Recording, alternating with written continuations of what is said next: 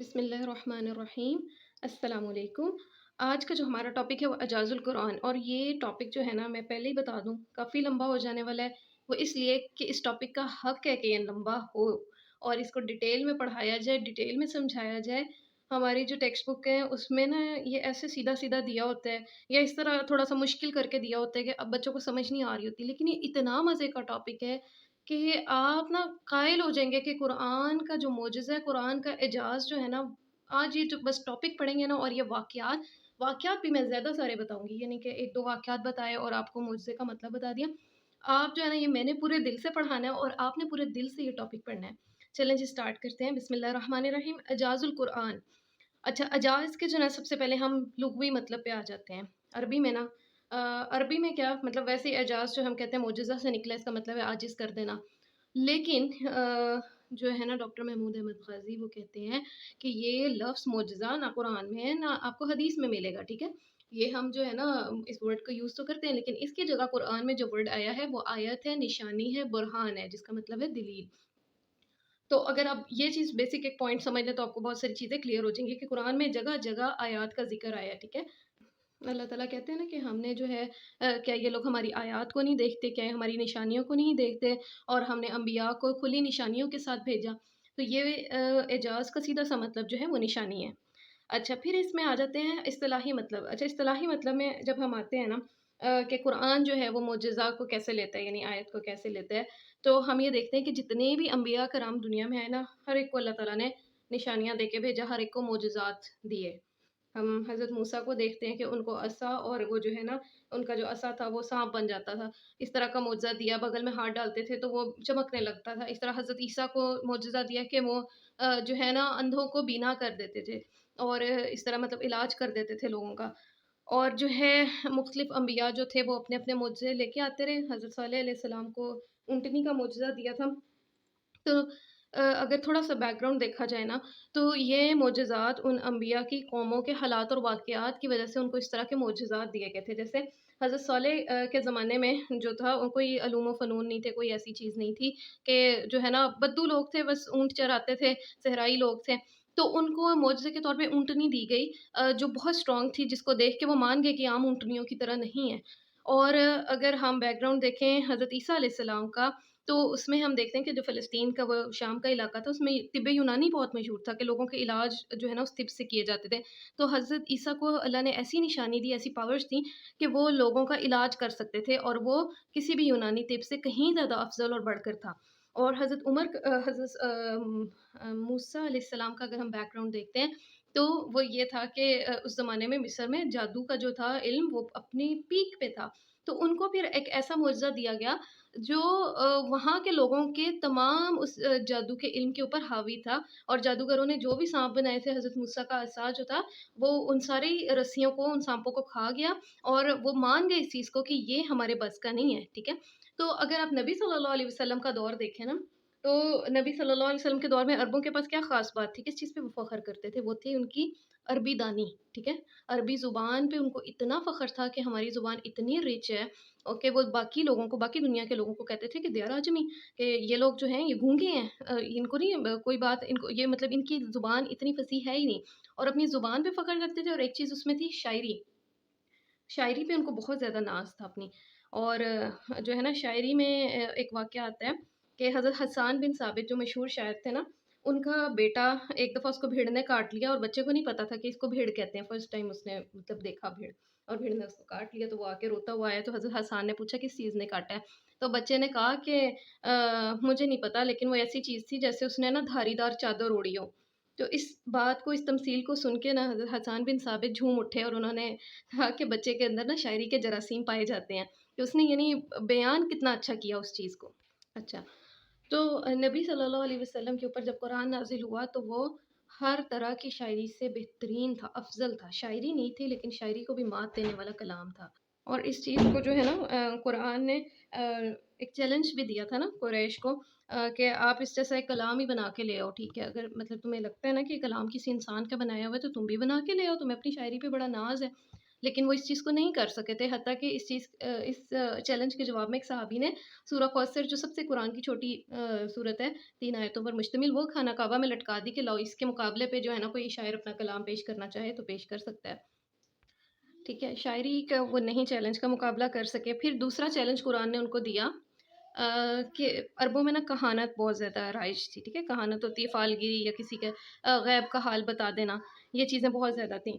तो एक दफ़ा का वाक़या हज़रत उमर के कबूल इस्लाम से पहले का, कि हज़रत उमर जो है ना वो रात को निकले घर से और मतलब जिस भी काम के लिए निकले थे वो नहीं हो सका उनका, तो वो खाना काबा की तरफ गए। उन्होंने कहा चलो रात की इस पहर और दोस्त वग़ैरह तो सो रहे हैं, चलो मैं जाके काबा का तवाफ़ कर लेता हूँ। तो वो गए और वहाँ पे उन्होंने देखा कि अल्लाह के रसूल जो थे ना, वो तिलावत कर रहे थे नमाज़ में। तो उन्होंने सोचा कि इनको मैं ना सुन लेता हूँ। पहले तो सारा दिन तो कानों में, जैसे कुरैश का एक तरीका था ना कि वो कानों में ना कुछ ठोंस के रखते थे कि अल्लाह के रसूल की बात गलती से भी कानों में ना पड़ जाए। तो उस वक़्त उनके दिल में आई कि चलो कोई नहीं देख रहा कि उमर ये सुन रहा है और मैं देखता हूँ ना कि क्या कहते हैं, बात क्या करते हैं। तो वो छुपके से ना खाना काबा पे उस वक़्त ना बहुत ज़्यादा पर्दे गिरे होते थे। अब तो एक ही होता है, लेकिन उस ज़माने में बहुत ज़्यादा, जिसका दिल करता था तो वो लाके एक चादर लटका देता था। तो वो इतनी सारी चादरों के पीछे ना जाके छुपके सिरकते-सिरकते आके बिल्कुल अल्लाह के रसूल के सामने आके खड़े हो गए और थे वो चादर के पीछे। अल्लाह के रसूल जो है ना उस वक़्त तिलावत जो कर रहे थे, उसमें इतनी तासीर थी, इतना ज़ोरदार कलाम था कि हज़रत उमर को यूँ लगा कि जैसे उनका दिल जो है ना वो बाहर निकल के गिर पड़ेगा, और इतना उसका असर हो रहा था।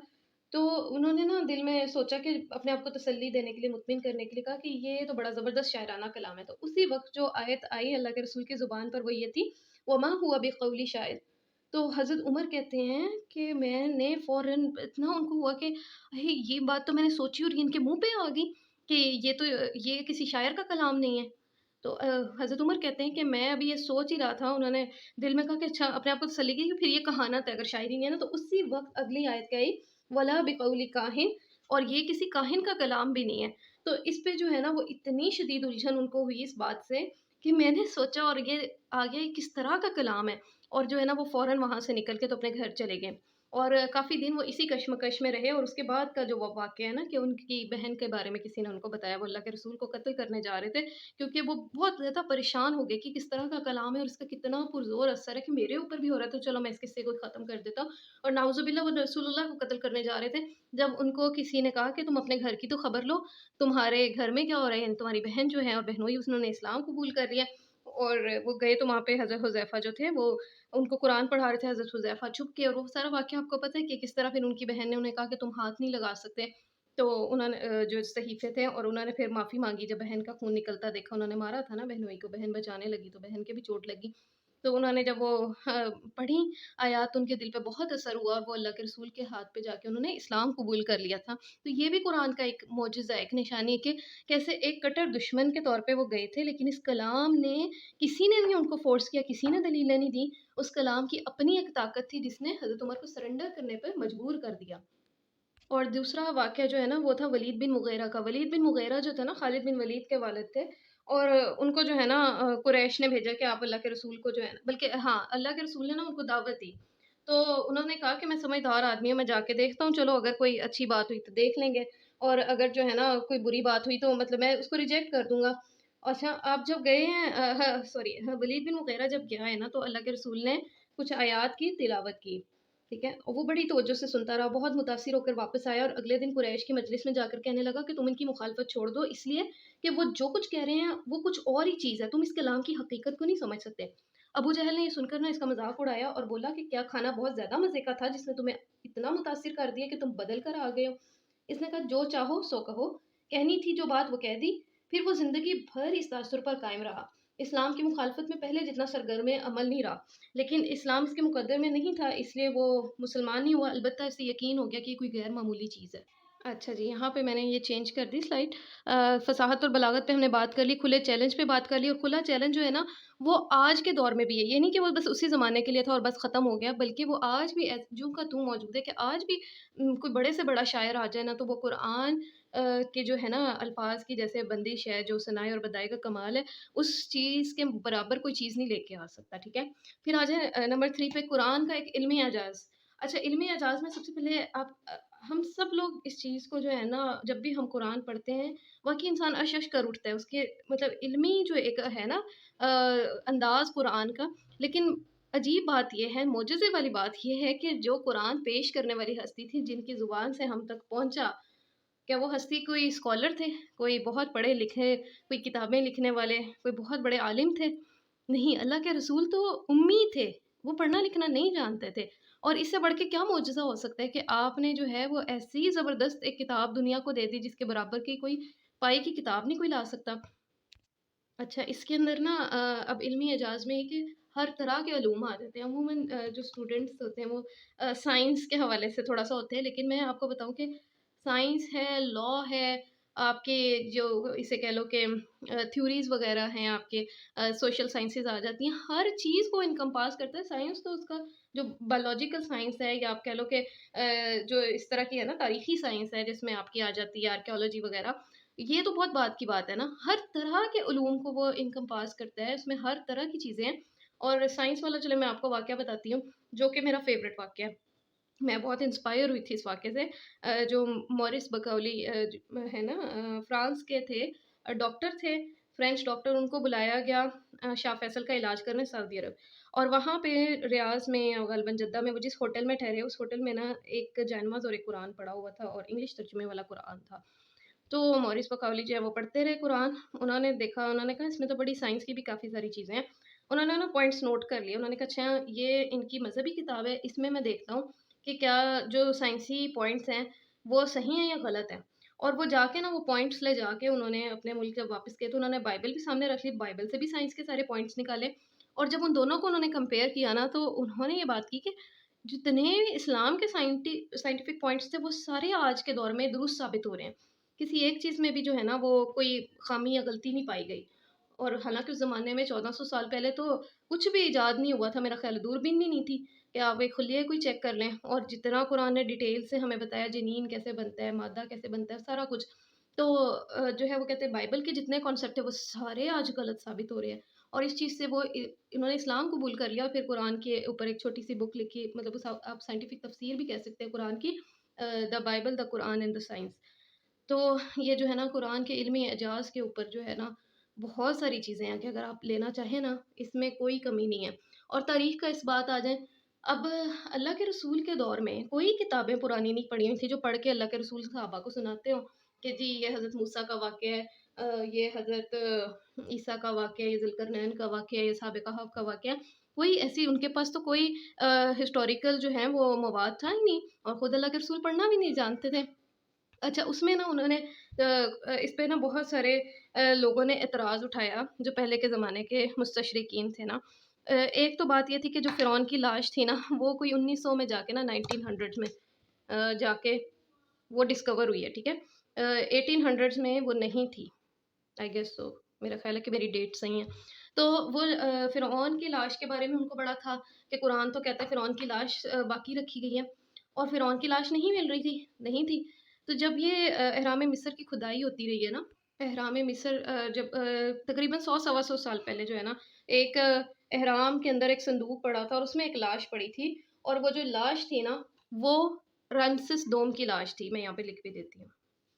وہ تھا فرعون کا نام رمسس دوم، ٹھیک ہے. سیکنڈ، یہ جو بندہ تھا نا یہ والا فرعون حضرت موسیٰ کے زمانے کا فرعون تھا. اور اس کی لاش کے اوپر جب تحقیقات کی گئی تو اس کی لاش کے اوپر پوری ایک تہ تھی نمک کی، جو سمندری نمک کی تہ. اور باقاعدہ پھر بعد میں سائنٹسٹ نے ڈکلیئر کیا کہ یہی فرعون وہ فرعون ہے جو حضرت موسیٰ کے دور کا فرعون تھا. اور جو ہے جس بات پہ وہ اعتراض کرتے تھے وہ ان کے منہ پہ مار دی کہ اللہ تعالیٰ نے کہا تھا فَالْيَوْمَ نُنَجِّيكَ بِبَدَنِكَ، کہ ہم آج کے دن تیری لاش کو جو ہے وہ سنبھال کے رکھیں گے، کس لیے کہ دنیا عبرت پکڑے تمہارے انجام سے. پھر فرعون سے ایک اور بات کہ فرعون کا نا ایک وزیر قرآن میں ذکر ہے، حامان. اچھا، حامان کا جو ہے نا وہ نام جو یہودی ٹیکسٹ ہے اس میں کہیں بھی نہیں ملتا تھا. اب جو ہے نا اس پہ بھی ویسٹرنس نے بہت شور اٹھایا. انہوں نے کہا کہ فرعون ہوگا، ٹھیک ہے، سارے باقی سارے ذکر سچے ہیں، لیکن حامان جو قرآن میں ذکر ہے نا یہ اوتھینٹک نہیں ہے، کیونکہ حامان کا نام ہمیں تاریخی کسی کتب میں نہیں ملا. تو وہ آپ نیٹ پہ بھی سرچ کیجیے گا. مجھے اگر ٹائم ملا تو میں یہاں پہ پکچر ڈال دوں گی. کچھ سکرولز ڈسکور ہوئے کچھ عرصہ پہلے نا، کہاں سے، جو ڈیڈ سی کے پاس نا फ़लस्तीन में। हाँ, कोई 50-60 साल पहले जो है ना वो डिस्कवर हुए थे। ऐसे हुआ कि एक गार था बहरे मय्यत जिसे डेड सी कहते हैं उसके पास, और वहाँ पे ना एक चरवाहा जो है वो अपनी बकरियाँ चराते-चराते तो उधर चला गया, एक गार था उसमें, और वहाँ पे उसने देखा कि बड़े सारे ना ये पड़े हुए हैं, पॉट्स पड़े हुए थे, मटके पड़े हुए थे। तो उसने एक मटके में हाथ डाला, उसने सोचा शायद खज़ाना हो, तो कुछ कागज़ थे जो इतने भुरभुरे हो चुके थे ना ज़माने के साथ-साथ कि वो बिल्कुल उसके हाथ में ना टुकड़े-टुकड़े हो गए। फिर उसने दूसरे में डाला तो वो भी ऐसे ही, उसने जाके ना तो लोगों को बुला लाया, गाँव के लोगों को जो करीब कोई गाँव था, कि देखो यहाँ से ना कोई पुरानी मुझे ना कागज़ात नज़र आए हैं। अब लोग गए तो वो काफ़ी सारे मटके थे, वो जिसमें हाथ डाले इस तरह काफ़ी सारे कागज़ात ज़ाया हो गए। इस तरह वहाँ पे ना कोई टीम आई हुई थी आर्कियोलॉजिस्ट की। तो उन्हें जब पता चला ना वो काफ़ी सारी चीज़ें वहाँ से चुरा के ले गए। उतनी देर में जब हुकूमत को पता चला तो उन्होंने उन लोगों से, जो टीम थी उससे भी वो चीज़ें पकड़ ली, और बाकायदा जब सर्च किया गया उस गार को तो पता चला कि किसी ज़माने में ना जब हज़रत ईसा को गुज़रे हुए 1500 या 100 साल हो चुके थे, और हज़रत ईसा के हवारियों पे बड़ा टफ़ टाइम आया हुआ था। उस ज़माने का बादशाह जो था वो चुन-चुन के ईसाइयों को कत्ल कर रहा था, तो एक कोई बहुत इल्मी और अदबी कोई स्कॉलर था जिसके पास बहुत सारी किताबें थीं और वो खुद भी लिखता था। तो उसने अपना पूरा कुतुब खाना जो है ना वो इस गार में ले जाके तो वो रख दिया, और उसने सोचा कि कभी कोई टाइम अच्छा हुआ तो मैं आके ले लूँगा, या कभी मतलब मिले ही मुझे मौका मिला। और जो है ना वो चला गया वहाँ पे छुपा कर। और कोई इस बात की, अब ये जो डिस्कवर हुआ ये कोई 2000 ढाई हज़ार साल के बाद ये जो है ना उसकी कुतुब खाना वो डिस्कवर होता है, और उसमें उस ज़माने की ज़ुबान में यानी इब्रानी और सुरियानी ज़ुबान में टेक्स्ट लिखे हुए मिलते हैं। और उस स्कॉलर के अपने हाथ की लिखी हुई एक किताब है जिसके अंदर उसने, क्योंकि वो ईसाई था ना, उसने यहूदियों को शर्म दिलाई हुई है। हज़रत ईसा बेसिकली यहूदियों के अंदर ही मबूस हुए थे ना, तो हज़रत ईसा ने उनको करेक्ट करने की कोशिश की थी। तो उसने ना उनको यहूदियों को, सॉरी मेरा ख़्याल है कि मैं इस यहाँ से ना डाइवर्ट हो गई। हाँ, तो उसने जो है ना यहूदियों को शर्म दिलाई हुई है कि आप जो है ना उज़ैर को अल्लाह का बेटा मानते हो, तो ये एक बहुत गलत कॉन्सेप्ट है। अब हज़रत उज़ैर का क्या सीन था कि यहूदियों जो है ना कुरान में है कि उज़ैर को ये अल्लाह का बेटा मानते हैं। तो इस पे भी यहूदियों ने और ईसाइयों ने ना सबने शोर उठा दिया कि आज मौजूदा दौर में कोई यहूदी फ़िरका नहीं जो हज़रत उज़ैर को मानता हो अल्लाह का बेटा, या कोई ऐसा हमें मतलब पुराना टेक्स्ट भी नहीं मिलता कि यहूदियों का कभी कोई ऐसा फ़िरका रहा हो। लेकिन वो जो डिस्कवर हुआ ना जो लाइब्रेरी में बुक डिस्कवर हुई उसके अंदर ये बात थी, और शर्म दिलाई हुई थी यहूदियों को, एक ग्रुप को, कि तुम लोग उज़ैर को अल्लाह का बेटा कहते हो। अब ये मुसलमानों ने तो नहीं, 2000 साल पहले तो इस्लाम भी नहीं था, इस्लाम तो मेरे लिए 1400 साल पहले आया। तो यानी इस चीज़ से डिस्कवर हो गया कि कुरान जो है ना, वो पुरानी जो तारीख़ी हमें मालूमात देता है, वो भी बिल्कुल दुरुस्त हैं, और उसमें भी कोई शक व शुबा नहीं है। अच्छा, जो मैं हमान वाली बात कर रही थी, वो ये हुई कि जो हमान था ना, मैं ना यहाँ से डाइवर्ट हो गई थी, जो वाक़या था मैंने दोनों को मिक्स कर दिया। ये जो गार वाला वाक़या है, ये हज़रत उज़ैर वाले वाक़ये को जो है ना एंडोर्स करता है। वही बात हमान का डिस्कवरी हुई कि पिछले कुछ सालों में जब बहुत ज़्यादा अहराम मिस्र की खुदाई हुई है, बहुत सारे ताबूत निकलने शुरू हुए, और उन ताबूतों के ऊपर पूरी डिटेल लिखी होती थी, हर बंदे की, कब फ़ौत हुआ, इसके क्या कारनामे थे, कौन था। तो इसी तरह एक मैयत जो है वो डिस्कवर हुई, और उसके पास से जो वो रिटर्न मिला कि ये कौन था, ये क्या था, तो वो हमान था, और उसकी पूरी डिटेल लिखी हुई थी कि फ़िरौन का वज़ीर था, और जो है ना काफ़ी पावरफुल आदमी था। तो यानी ये बात कि चाहे वो आज अगर कुरान की बहुत सारी होंगी बातें जो आज भी वो चीज़ें अभी डिस्कवर नहीं हुई, लेकिन हमारे जाने के बाद वो निकलना शुरू हो जाएँ, क्योंकि कुरान का जो एजाज़ है ना, वो सिर्फ़ अल्लाह के रसूल के दौर तक नहीं था। क्यों? क्योंकि अल्लाह के रसूल उस ज़माने के लिए भी आए थे, और रहती दुनिया तक के लिए भी आप सल्लल्लाहु अलैहि वसल्लम की तालीमात हमारे लिए काफ़ी, अब कोई और रसूल नहीं आना। और जो कुरान है, ये भी रहती दुनिया तक के लिए अब आखिरी किताब है, और इसके एजाज़ात जो है ना वो खुलते चले जाएँगे। ये नहीं कि अब एजाज़ जो हैं जितने हमें पता है उतने ही हैं मुअजिज़ात कुरान के, और वो ख़त्म हो गए हैं। वो पता नहीं कब तक निकलते रहेंगे, कब तक नई-नई चीज़ें सामने आती रहेंगी। इसमें जो आखिरी और मोस्ट इम्पोर्टेंट बात वो ये है कि हम लोग मुअजिज़ात को बड़ी वाह-वाह करने वाले लोग हैं, ठीक है? लेकिन मुअजिज़ा जो होता है ना, वो एक दलील के तौर पे एक आखिरी एक हतमी चीज़ होती है, जिसके बाद इनकार की गुंजाइश नहीं रह जाती। जो सलीमुल फ़ितरत लोग होते हैं ना, उन्हें मौजूज़े की ज़रूरत नहीं होती। वो अपनी अक़ल से डिसाइड करते हैं कि क्या चीज़ हक़ है और क्या चीज़ बातिल है। जितने भी अंबिया हैं, जो उनके पैरोकार थे, उनमें से अक्सरियत क्या थी कि वो अपने नबी को वैसे ही मान लिया। हम अल्लाह के रसूल की सीरत पढ़ते हैं, कितनी सीधी, साफ़, सच्ची बातें हैं। तो इंसान जो है ना, जो जिसको जैसे कोई कजी नहीं होती, कोई टेढ़ नहीं होता, वो वैसे ही मान ले आता है।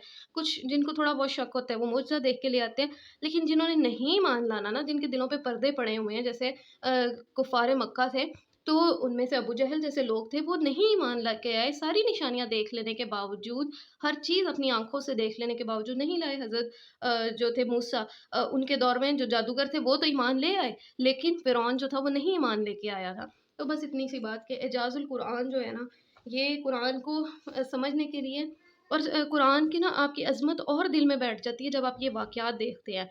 और इसके अंदर जो है ना, यानी मैंने आपको जो है ना वो हेडिंग्स और वो चीज़ें उस तरह नहीं दी जो आपने जैसे पेपर में, लेकिन इंशाल्लाह पास तो आप हो जाएँगे इस पे, मतलब ये आप लिख लेंगे, ये सारा कुछ बिल्कुल यानी यही बातें आएँगी इसमें और डिटेल में मैंने बताया। लेकिन जो है ना वो जो एक खुश्क वाला अंदाज़ मैंने वैसे नहीं आपको करवाया, जैसे नोट्सेस में होते हैं कि लाइन्स आपने कुछ हैं और वो रट लेनी है और वो कर लेनी है। मुझे जितना ये मज़ा आया था, आई होप कि आपको भी ये वाक़यात सुन के इतना ही मज़ा आया होगा और कुरान की अहमियत जो है ना वो दिल में और ज़्यादा बढ़ी होगी। तो इसके साथ मुझे इजाज़त दें। अस्सलामु अलैकुम व रहमतुल्लाहि व बरकातहू।